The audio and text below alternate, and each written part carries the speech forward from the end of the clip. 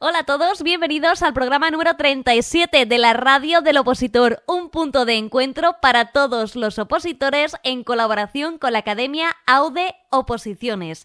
Lo primero que queremos hacer es saludar a todos los nuevos opositores porque consideramos que en España mucha gente hace los propósitos de Año Nuevo en septiembre, nos adelantamos unos meses, así que bienvenidos a todos ellos, que tengáis una estupenda trayectoria y que logréis vuestra plaza. A los que ya estabais, os volvemos a saludar. Esperemos que mantengáis la ilusión por el estudio y por la oposición. Queremos saludar a alguno de nuestros nuevos seguidores, por ejemplo en Twitter, Inmaculada, opositora a Administración de Justicia, y en YouTube, por ejemplo, a Cristina Jiménez. También gracias a todos los que nos vais dejando comentarios o los que nos escribís a nuestro email, laradiodelopositor@gmail.com. Estamos disponibles para todas las ideas y si podemos, vamos encajando todo lo que nos pedís.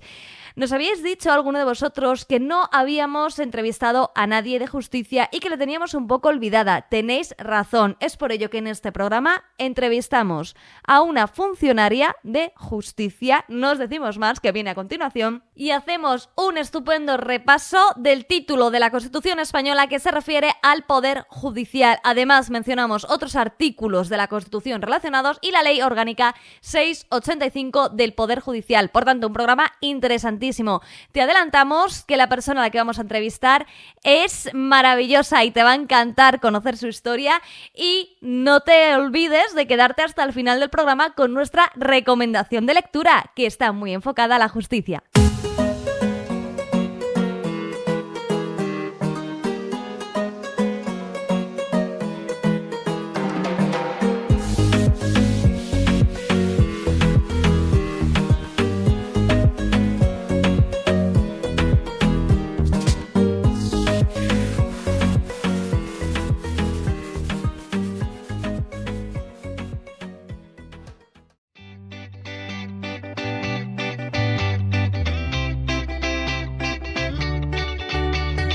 En el programa de hoy nos acompaña Alba Arostegui. Ella acaba de aprobar la oposición y tenemos la suerte de que nos va a contar su experiencia. Muy buenas tardes, Alba, y en primer lugar, enhorabuena.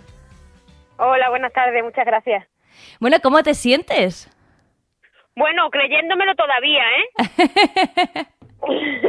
Ha costado tanto que a veces casi no me lo creo. No me extraña, y la primera pregunta que te tenemos que hacer es ¿en qué momento de tu vida decides opositar y por qué?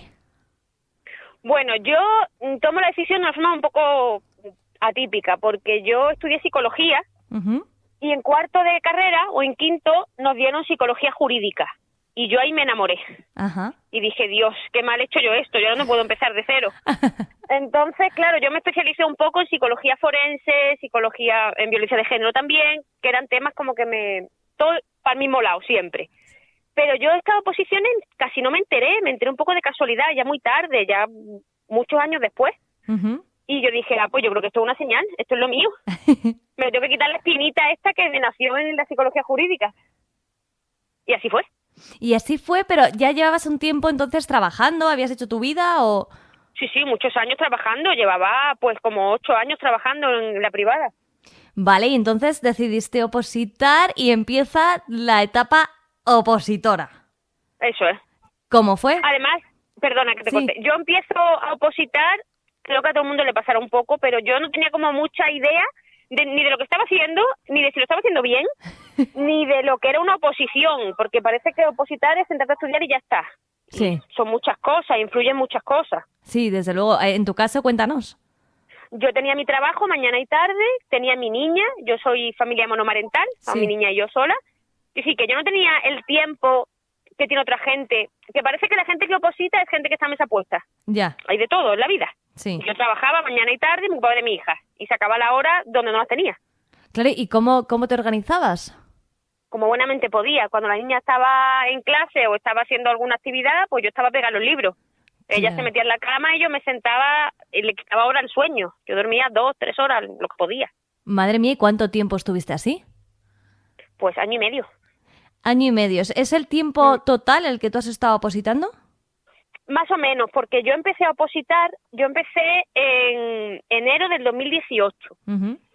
Me presenté, entonces la primera convocatoria que yo me presenté, que fue la anterior a esta, porque justicia tarda lo más grande entre un proceso y otro, y yo daba por sentado que había aprobado, porque yo saqué 86,75 el primero, sobre 100, y dije, esto está hecho ya, claro. No hay problema ninguno. El caso práctico lo tenía aprobado, yo daba por sentado que yo me iba a la última prueba, que en su día era mecanografía práctica. Uh-huh. Pero no, el ministerio tenía otras ideas para mí, subió tanto, o sea, exigió tanta ratio como, no sé, eran como 1,2 por plaza o algo así. Uh-huh. Puso un corte altísimo, cerca de 90, me quedé a una pregunta. Oh. Entonces yo me enfadé un montón y estuve como 3-4 meses que no toqué un libro. Dije, mira, es que tal. No me extraña. Pero la vocación es la vocación. Entonces dije, bueno, venga, vamos a seguir. Y pues volví pues como final de 2018 y nos examinamos en noviembre del 19. Uh-huh. A un año y medio más o menos. Quitando el parón, más o menos un año y medio. Y es entonces cuando comienza la etapa positiva, ¿no? Sí, supongo. A ver, justicia tiene una particularidad que es que tarda mucho entre una y otra. Sí. Siempre, ¿eh? Uh-huh. Si sea cual sea el tipo de sistema que sigan, ellos siempre tardan mucho, por lo que sea. Porque no le pasa como le pasa a educación, por ejemplo, que tú el día 1 de septiembre tienes que tener a los profesores dando clases, uh-huh. Sea como sea. Nosotros no. Nosotros hay mucho interino, entonces el juzgado va a seguir. Estés tú o no, tengas tu nota o no, el juzgado tira para adelante. Claro. Entonces tarda mucho.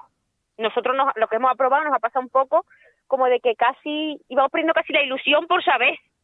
No hemos podido celebrar como todo el mundo, entre la pandemia, en los retrasos y todo, es como que hasta que yo no me vea en mi mesa, no lo voy a celebrar, no voy a estar contenta, de verdad. Hombre, ¿sabes? Claro, si pasa tanto tiempo y me imagino, y además pandemia por el medio. Claro, o sea, nosotros teníamos el examen del último ejercicio, que era el de ofimática teórica, el famoso Word. Sí.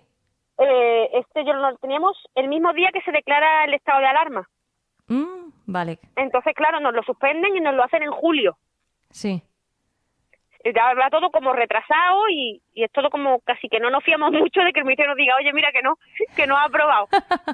Yo me tengo que ver mi mesa. Claro. Hombre, por supuesto. De hecho, cuando yo me enteré que había aprobado, yo me puse muy contenta, pero era como una alegría contenida. Uh-huh. De yo quiero mi BOE. Hasta que yo no vea mi BOE, no me voy a quedar tranquila. ¿Y ya lo has visto? Ya lo he visto, sí. Bueno, pues ya... te falta la mesa, pero no. Yo creo que sí. Creo que ya sí soy funcionaria, pero ahí todavía. Que seguro que sí, Y para sí. ¿En qué consiste tramitación procesal? Porque sabemos que hay unos cuerpos generales que llaman de justicia, que se componen de gestión procesal, tramitación procesal y auxilio judicial, ¿no? Sí. Vale, entonces, ¿tú sabes la diferencia entre uno y otro? ¿Nos podrías informar un poco, por lo menos del tuyo? Claro, sería ¿sí? Yo la vergüenza del ministerio si no lo supiera. A ver, cuéntanos. Mira, entre un gestor y un tramitador la diferencia es muy poca. Sí. Hay algunos asuntos que sí que hace un gestor, por ejemplo, acudir a los desahucios. Uh-huh. Las causas con preso las controlan ellos, hacen ellos el seguimiento, pero luego la inmensa mayoría del trabajo es el mismo, no hay casi diferencia. Uh-huh. Con auxilio sí que hay un poco más de diferencia porque auxilio básicamente lo que hace son actos de comunicación, es decir, a ti te ponen una denuncia, por ejemplo, y el chaval o la chavala que te lleva a ti la denuncia a tu casa o la citación a tu casa es un auxilio judicial. Vale, que espero que no sea mi caso, pero vamos, que no me denuncie nadie, por favor. Que no venga venga ninguno. No vengáis a verme. De auxilio judicial, no quiero veros a ninguno. Vale. Luego, por ejemplo, en sala, cuando estás en sala en el juicio, el auxilio judicial es el que acerca las pruebas al juez, a los testigos, uh-huh. El que está allí controlando que está todo bien, que los sistemas informáticos funcionan. Uh-huh. Es un poco un chico para todo. Sí, ¿vale? y también una labor importante.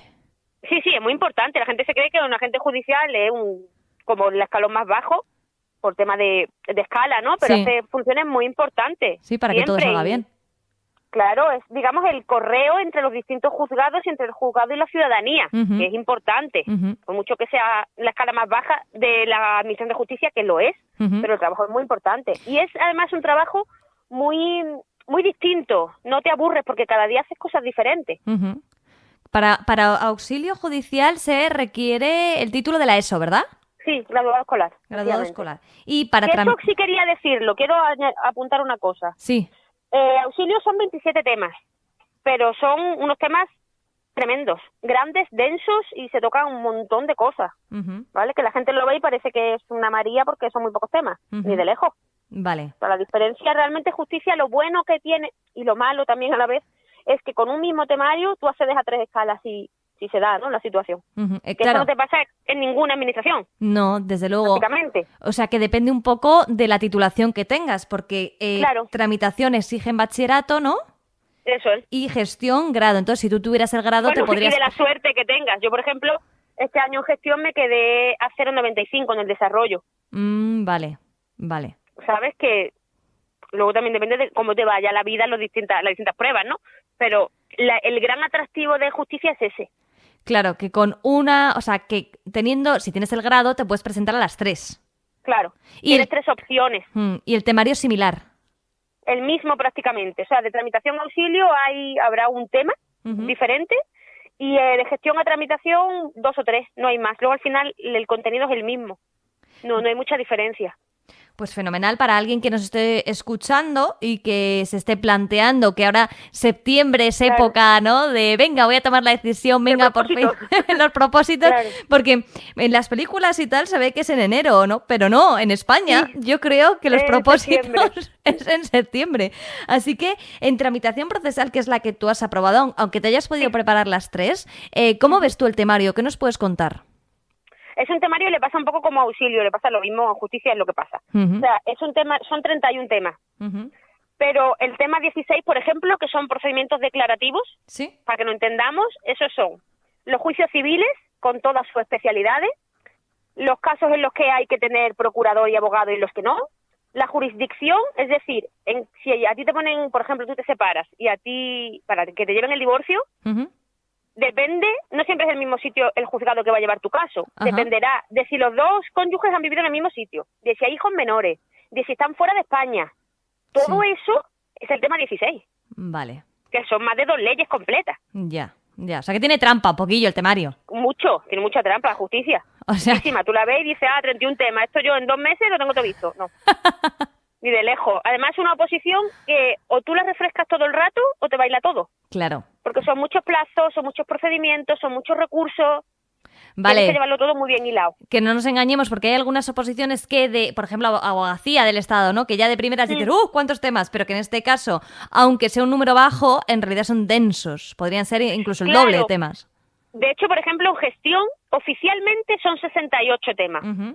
Pero luego no es verdad. ¿Qué pasa? Que ellos, por ejemplo, el tema 16 de tramitación que hablábamos, en gestión son 7 temas. Ah, vale. Porque gestión antiguamente, el último ejercicio, ahora lo han cambiado, pero antiguamente era un examen de bola. Sacaban una bola y tú desarrollabas 3 temas. Sí. Entonces hay que hacerlo unos temas medianamente cortos para que tú pudieras desarrollar. Claro. No puedes desarrollar toda la ley de enjuiciamiento civil entera. Claro.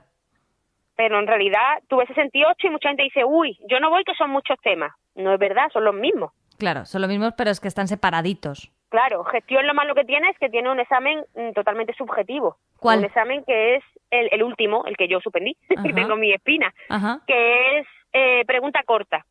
O sea, yo, por ejemplo, yo suspendí porque yo no fui literal a la ley. Ya. Porque yo no soy jurista. Ya. Yo soy psicóloga. Entonces yo hice lo que pude en el tiempo que tenía. Pero a lo mejor en otro ámbito yo sí que lo habría sacado, porque depende de quién te corrija. Claro. Y esto es lo malo que tiene gestión. Que no tienes una plantilla que dice te has equivocado aquí, que al tribunal le ha parecido que no llegas al nivel suficiente. Ya, eso duele, porque efectivamente pues mira, desde aquí ya podemos hacer una petición, ¿no? Así en general al Estado, ya me da igual que sea justicia, cualquier en general. Parece que solo las oposiciones son para quienes hayan estudiado Derecho, y es que hay muchísimas ramas del conocimiento que pueden aportar muchísimo a la administración, que efectivamente ahí es donde se nos penaliza, en la literalidad de la norma. Claro, de hecho, vamos a ver, el examen de gestión aprobamos el 10%. O sea, cuando llegamos al tercero, las 2 primeras pruebas, aprobamos el 10% de las personas. O sea, que sabemos cosas, aunque no tengamos esa literalidad. Yo que estoy bastante en contra del tema de pruebas de desarrollo. Me parece que son bastante subjetivas. Entiendo que es una 2 y que hay que saber desarrollar. pero esto creo que se puede medir de muchas maneras. Hombre, para empezar, pero bueno, pueden... esa es mi guerra. Sí, no, porque... contra los tribunales. No, queda el arbitrio total del tribunal, eso está claro. Claro. Y eso es muy duro para el opositor, porque si apruebas, bueno, te olvidas, ¿no? Pero el que no aprueba y lo has contado a lo mejor con las... O sea, no literalmente, con otras palabras, pero está contando lo mismo, es muy duro. Claro, yo a fin de cuentas aprobé tramitación y es prácticamente lo mismo. O sea, la diferencia de trabajo casi no hay y de retribución es muy poca. Uh-huh. Casi no se nota. Pero si yo no hubiese aprobado, habría sido un drama, pero además no se había visto reflejado todo lo que yo he trabajado. Ya. Es que eso duele. Porque las oposiciones, yo aquí voy a soltar voy a abrir un melón. Adelante. ¿Vale? Ya está bien de frases positivas todo el rato. Yo puedo hacer todo lo que yo pueda y a veces no es suficiente. Uh-huh. Esto si quieres puedes y todas estas cosas. Ya. Si quieres puedes a veces y a veces quieres y no puedes tampoco, no te sale. Sí. Todos queremos aprobar. A la primera, si puede ser. Hombre, claro. Sí, nosotros, los oyentes, los fieles seguidores de la radio del opositor ya saben que nosotros no somos tan... Es decir, tratamos de ser positivos porque este camino es solitario, este camino es largo y este camino es duro. Y luego añádele las circunstancias personales de cada uno. Pero lo de las frases estas motivacionales y tal, pues bueno, oye, hay gente a la que le valdrá, ¿no? Pero efectivamente... Hasta cierto punto. Sí, hasta cierto punto. Y en las oposiciones en las que se puede quedar una pequeña parte al arbitrio del tribunal, no sabes bien por qué has suspendido, no sabes bien qué tienes que hacer para el año siguiente, lo que decías tú, a lo mejor te toca otro tribunal y apruebas. Eso es muy duro. Claro. Especialmente en las oposiciones que son las mías, que son las que yo conozco, no hablas de otras y yo no tengo ni idea, pero las mías, que son las que yo conozco, el cambio de sistema, es decir, el que hemos sufrido este año, el pasar de oposición a concurso-oposición, esto no lo hemos nombrado, pero deberíamos. ¿Sí? Ha sido salvaje. Venga, cuéntanos que además hay un movimiento total. Cuéntanos lo del concurso oposición. Defensa Turno Libre se llama el movimiento, que quiero que todo el mundo conozca. Sí. Porque es un movimiento además que surge de la pura justicia social, diría yo. Uh-huh. A ver, justicia siempre ha sido oposición pura y dura, salvo el año 2008, creo recordar, que hubo también un concurso oposición, pero que no tenía nada que ver con este. La nota de oposición era un 80% y el baremo un 20%. Uh-huh. Con lo cual tú sí tenías opciones y hacías un buen examen de estar dentro. Uh-huh. Este año, bueno, ya a partir de 2018 empiezan a hacer una campana de un concurso de oposición. ¿Qué pasa? Que la gente que estábamos ya dentro dijimos, bueno, mira, pues no vamos a tirar por la borda todo lo que hemos hecho. Y además será un concurso de oposición, yo qué sé, un poco justo. Sí. No fue. ¿Qué pasó? Que claro, aquí hay muchos intereses contrapuestos. Ya no hablo solo de interinos contra no interinos, sino en sindicatos, funcionarios que ya hacen carrera. Hay como una montaña rusa de gente ahí, cada cual con sus propios intereses. Uh-huh. Claro, a nosotros no se nos informa del tipo de baremo que vamos a tener hasta que se publica en el BOE. Entonces, yo hablo de mí, de mi situación. Un baremo con el que yo casi no podía competir. ¿Por qué? Porque a la gente que tiene derecho se le da mucha puntuación. No lo critico porque la oposición es la que es, uh-huh. pero yo soy licenciada. Uh-huh. O sea, tú no puedes darle a una persona que tiene 3 cursos de derecho, que eso en la calle no es nada, uh-huh. 5 puntos, y a una persona de una licenciatura no jurídica, como en mi caso, darle 3. Ya. Yeah. O sea, las escalas son las que son y los niveles son los que son. Uh-huh. Entonces, ¿qué es lo que ha pasado? Claro, en gestión, como tenía la dificultad del desarrollo y tal, el baremo, salvo en 2 territorios, que han sido Canarias y Madrid, no ha servido para nada, simplemente para ordenar el escalafón, uh-huh. porque han aprobado menos opositores que plazas. Vale. Pero en tramitación ha sido la masacre de la vida. Uh-huh. O sea, yo tengo compañeras que tenían más de 95 en fase de oposición que están sin plaza. Wow. ¿Por qué? Porque el 80 y tantos %, me atrevería incluso a decir un 85%, son interinos. Ya. Yeah. ¿Vale? Entonces... es como un engaño, entonces. Porque nosotros hablamos, perdona que te interrumpa, nosotros hablamos con Sara del Movimiento de Defensa del Turno Libre hace un par de programas, o 3, si no recuerdo mal, y nos contó un poco la situación. Lo que pasa es que según ahora lo estás contando tú en propia persona, vemos que hay tongo. Por algún lado el concurso oposición tiene tongo, porque lo que no puede ser es que tú te mates a estudiar, saques un 95 sobre 100 y no tengas plaza. A ver, tongo. La gente que hace las bases es gente que sabe de derecho, entonces... es legal, pero para mí es totalmente inmoral. Uh-huh. Yo entiendo que la gente que trabaja tiene que tener un beneficio, lo entiendo, pero no solo trabajan los interinos. Yo trabajaba a jornada partida, ¿vale? ¿El tema cuál es? El tema es que si queremos un concurso de oposición para siempre, que es una decisión que podemos tomar como cualquier otra, hay que hacer un concurso de oposición justo y un concurso de oposición de igualdad de oportunidades. Es decir, en enseñanza se examinan cada 2 años. Cuando termina la fase de oposición, se abren las listas. Y la gente que ha sacado una buena nota trabaja el año siguiente. En justicia hay listas abiertas desde el año 2009, que no se han vuelto a abrir. No puedes beneficiar a un colectivo tan descaradamente que le das la mitad del baremo, que son 33,5 puntos. Un interino que lleve 9 años tiene el máximo. Y no des opciones a la gente de la calle que podamos entrar. Yo he aprobado porque yo tenía el máximo de examen aprobado y el máximo de curso y tenía mi pobre licenciatura de 3 puntos. Si no, habría aprobado. Yo he sacado 91,55 en fase de oposición sobre 100 y yo he sacado 2 puntos más del corte. O sea, esto yo quiero que se sepa y que a la gente no me engañe. Que a la gente no le digan las academias, no, primero hay que aprobar el examen, ya, evidentemente. Pero un interino con 50 puntos necesita un 6 y tú necesitas un 9 para tener opciones, siquiera. Ya ni siquiera te digo para ir seguro, para tener opciones. Entonces, que la gente sepa lo que es esto. Yo, lo mío era vocación. Si no hubiese aprobado, habría seguido, porque soy muy cabezona. Pero si a mí me pillas de nueva, de yo coger un libro con un concurso de oposición, te diría claramente que no. Pues salvo que te seas agradecemos. licenciado en Derecho, o que tengas alguna cosa, alguna interinidad o alguna cosa. Entonces, cambia la película. Claro. Pero si vienes de fuera, no. Entonces, te agradecemos muchísimo que alertes a todos los opositores o futuros opositores que vengan de nuevas y crean lo que se les cuenta, que en muchas ocasiones todos sabemos que, en el fondo, claro, es un negocio, ¿no? A ver, que es cierto que tú tienes que aprobar, pero yo tengo compañeras que la propia academia el año pasado les dijo, no, tú los cursos no los hagas, que eso te quita tiempo de estudiar y lo importante es la nota. Pues esta gente está fuera. Porque 7,5 puntos en tramitación es media vida. Entonces, que la gente, a ver, evidentemente yo no voy a decir a la gente lo que tiene que hacer, pero que la gente sepa la realidad de no llegar a un examen y sacar 97 en fase de oposición, como tengo compañeros que están fuera, no tienen plaza. ¡Qué horror! Con 97 puntos sobre 100. Es una aberración. Legal, yo no digo que no sea legal, pero se te queda una cara, porque además es una oposición que es difícil, primero por el contenido, porque es ley pura y dura, y segundo porque está muy masificado, hay mucha gente, compites con mucha gente, entonces bueno, que la gente sepa realmente lo que hay.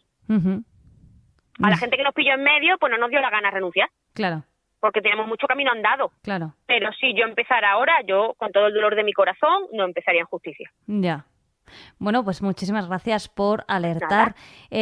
Además de todo esto que se prepara el Ministerio, porque llega Alba, ya vemos que desde luego no eres de estas personas que aprueba y ya que le den a todo lo demás. Yo no, me es centro verdad, en lo yo mío. además tengo mucha vocación de servicio público, lo he tenido siempre, y a mí me gusta saber de las cosas y porque además, esto me lo has preguntado antes y no te he contestado, me estoy dando cuenta porque yo me enrollo mucho. Un tramitador, en realidad, es una tramitadora, en mi caso, es un enlace entre el ciudadano y el órgano judicial. Es quien prepara toda la documentación y quien hace todas las gestiones para que llegue al órgano judicial y tome una decisión. Con lo cual hay puestos en los que tú solamente dependes de ti, pero hay puestos en los que estás cara al público. Entonces, siempre los juzgados, te pase lo que te pase, aunque tú lleves razón y aunque tú inicies la contienda judicial, siempre es un mal rato. Claro. Porque es ponerte ante un juez a explicar una serie de cosas. Claro. Entonces conviene que haya gente con empatía y gente que entienda que lo está pasando mal. Desde luego, sí, desde luego. Y tú vas a ser una de ellas. Gente sufridora como nosotras que no ha costado sudor y lágrimas, lo vamos a entender perfectamente. Qué bien, porque además, no sé si lo habías comentado tú, pero yo desde luego sé que tú eres experta en violencia de género. Sí, señora. Lo soy. Cuéntanos. Pues como yo ya te he contado que me pasó esto con la psicología jurídica, no hay ninguna oposición así orientada, está un poco la de psicólogo de los juzgados, pero sale cada muy poco tiempo y es personal laboral además, que era algo que yo no quería. Lo respeto, pero es algo que no es lo mío. Entonces yo enfoqué mi formación a todo lo que fuera relacionado. Yo me especialicé en psicología forense y en violencia de género. He dado muchas charlas en colegios, he dado muchas charlas a profesionales y sí que me sorprende mucho que yo creo que hace falta formación en los órganos judiciales. Yo he escuchado a jueces decir barbaridades juezas mujeres. Sí. Barbaridades del tipo de las mujeres denuncian violencia para quedarse con la casa y los niños. Uf. Esto no puede pasar. Ya. Que las habrá, evidentemente, pero igual que hay quien defrauda el seguro. Los hay. Sí. Pero hay mucho sufrimiento detrás, como para que se camufle de esta manera. Claro. De hecho, tenemos la Ley Orgánica del Poder Judicial especializa una serie de juzgados para violencia de género. Entiende que es un problema social que hay que tratar. Uh-huh. Con lo cual, lo normal es que el titular del órgano judicial también tenga esa formación y entienda lo que está pasando. Claro. Y entienda que para una mujer maltratada no es fácil ponerse delante de un juez y explicar lo que ha pasado. Uh-huh. Entonces, este tipo de cosas hay que hacerlas. Y tiene que haber una formación específica del Ministerio para todos los funcionarios, pero especialmente para los jueces y los fiscales. Bueno, pues a ver si nosotros no creemos que sea que nos escuchen, pero desde luego ahí queda. Bueno, nunca se sabe. Siempre hay un primo, de un vecino, de un cuñado, que igual está escuchando. Igual Ojalá. Se le echa la chapa. Ojalá, no porque yo creo que un poco más adelante, cuando tú, por cierto, podéis caer en todo el territorio, ¿no? Sí, bueno, yo he aprobado... A ver, Justicia tiene competencias transferidas en casi todas las comunidades. Uh-huh. Yo, por la zona en la que vivo, me presenté por ámbito no transferido. Uh-huh. Que puedes caer en cualquiera de las dos Castillas, uh-huh. en Extremadura, en Murcia, Baleares, Ceuta y Melilla. Uh-huh. Y Madrid en órganos centrales, o sea, Audiencia Nacional, Tribunal Supremo. Yo seguramente me tengo que ir de mi casa porque no... Oh. Yo perdí un montón de puestos, esto no lo he contado, pero lo voy a contar porque es un poco indignante. Sí. Yo perdí 400 puestos desde la fase de oposición a la fase de mérito. Wow. 400. Yo estaba a las 100 y pico, Sí. en fase de oposición, de 617 plazas. Sí. Bajé un montón, bueno, y suerte tuve de no bajar de todo. Ya. Pero yo, por ejemplo, en mi casa lo tengo que dejar porque yo sé que con las plazas que han salido en mi ciudad no voy a pillar ni de lejos. Ya. Pero bueno, me da igual. Lo que hay, si hubiese querido quedarme sí o sí, habría depositado para la administración local. Claro, bueno, y además se puede ver como una nueva aventura. Sí, ya se volverá, no pasa nada. Claro, has dicho antes que tenías una niña, ¿qué edad tiene? 14 años. 14. Uy, a ella a lo mejor el cambio, ¿no? En plena adolescencia. No, ella se queda aquí. Se queda con su abuelo. Me parece muy bien porque con los 14 años son como, mamá, no, ¿sabes? Ahora que tengo mi pandilla. Yo más tengo 35 años, yo es que fui muy rapidilla. Sí. Tengo 35, entonces ella se queda aquí y yo cuando pueda pues ya vendré como se pueda. Fenomenal, fenomenal. Ya está. Bueno, pues no pasa nada. Queremos darte las gracias, Alba Arostegui, por habernos acompañado, por habernos contado tanto sobre ti, pero también tanto sobre estas oposiciones, por alertar a tus ya ex compañeros de lo que puede pasar y sobre todo a aquellas personas que no tienen ni idea de las oposiciones, lo que tú has dicho, que llegas sin saber nada y que a lo mejor no estás muy bien orientado y puede acabar donde no debe. Así que muchísimas gracias por todo. Nada, a vosotros, no contar conmigo. Muchas gracias. Esperamos que tengas muchísima suerte en tu nuevo destino, que te lo pases fenomenal y que trabajes un montón. Y muchas gracias por ser de esas funcionarias con empatía. Muchas gracias. Hasta pronto.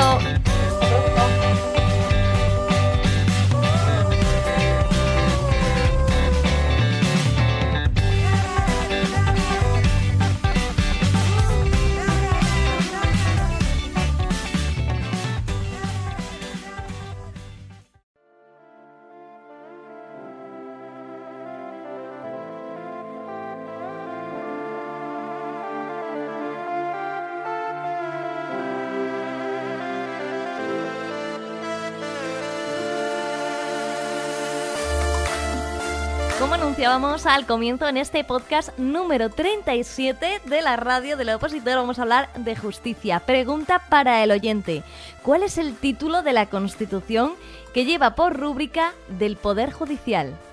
Muy bien, me imagino que la mayoría hasta aquí todos llegamos, el título sexto. Y ahora otra pregunta que debemos sabernos la mayoría de los opositores: ¿cuál es el articulado? O sea, ¿de qué artículo a qué artículo?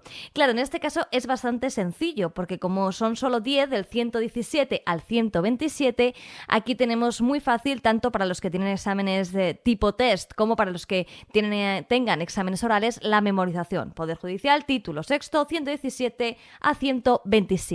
¿De qué se habla o dónde encontramos la miga de este título?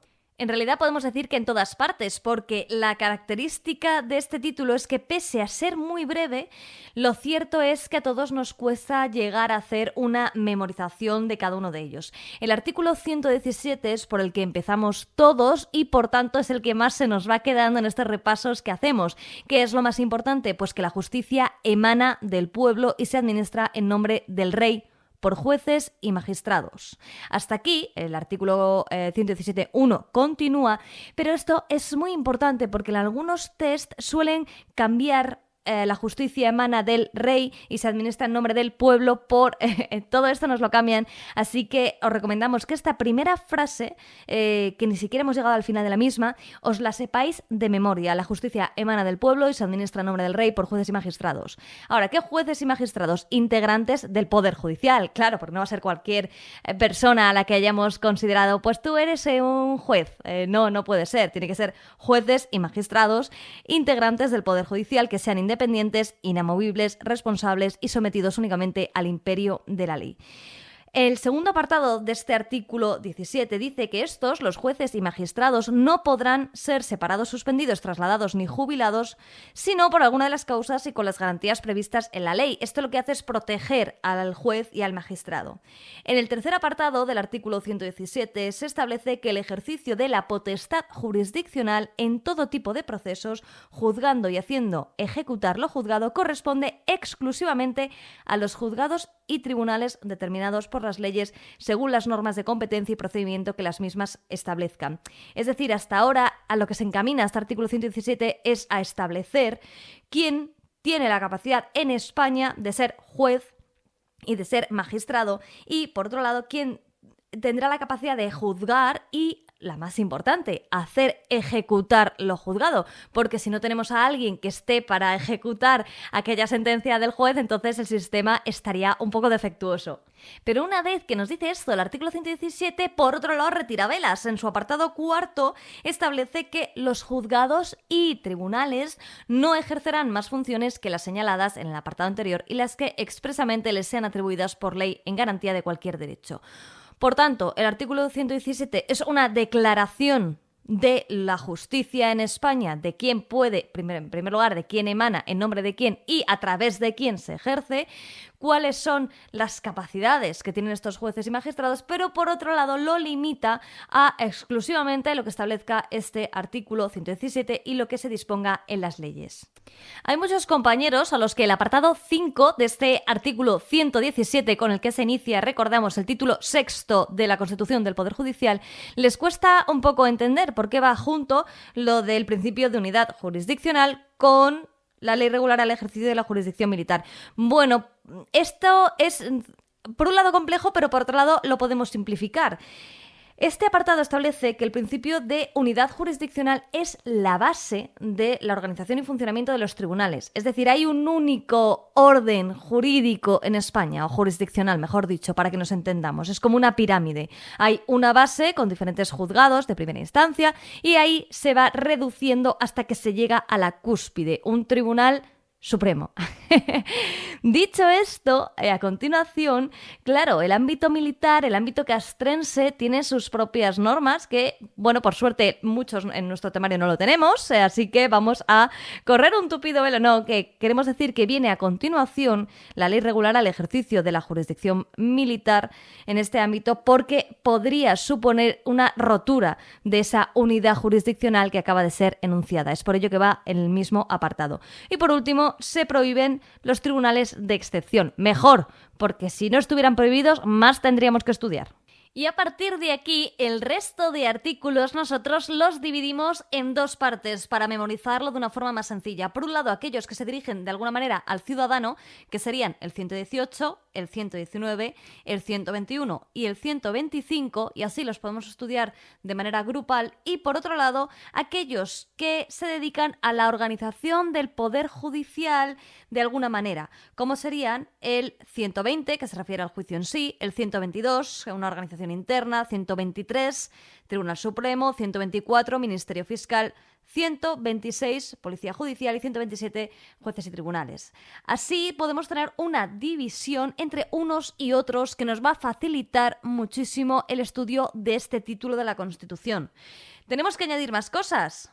¿Cómo es que cuando estudies este título sexto repases, fundamental, el artículo 1 de la Constitución, pero también el artículo 9.3, el artículo 14, sí, el de los ciudadanos son iguales ante la ley, y especialmente artículos 17, 24, 25 y 26, que están relacionados con el Poder Judicial de alguna manera, y así puedes ir haciendo un repaso ya selectivo de aquellos artículos que ya hayas estudiado. Finalmente, Ley Orgánica del Poder Judicial, actualmente la 685, artículo 30. ¿Por qué lo mencionamos? Bueno, pues porque a veces en algunos test o en algún tipo de exámenes, no sé, incluso los de preguntas cortas, nos piden una diferenciación o que sepamos distinguir entre el artículo 30 de la Ley Orgánica del Poder Judicial y el artículo 137 de la Constitución Española. No hay que confundirlos. ¿Por qué? Porque el 137, como muchos ya sabréis, establece que el Estado se organiza territorialmente en municipios, provincias, comunidades autónomas, y en cambio el artículo 30, y aquí está la trampa, de la Ley Orgánica del Poder Judicial, la Ley Orgánica 685, dice que el Estado se organiza territorialmente a efectos judiciales, y esto cuando lo estudiéis, ponerlo en rojo, en amarillo, algún color que os llame la atención, en municipios, partidos, provincias y comunidades autónomas. Hasta aquí llega nuestro repaso del Poder Judicial. Esperamos que os haya sido útil.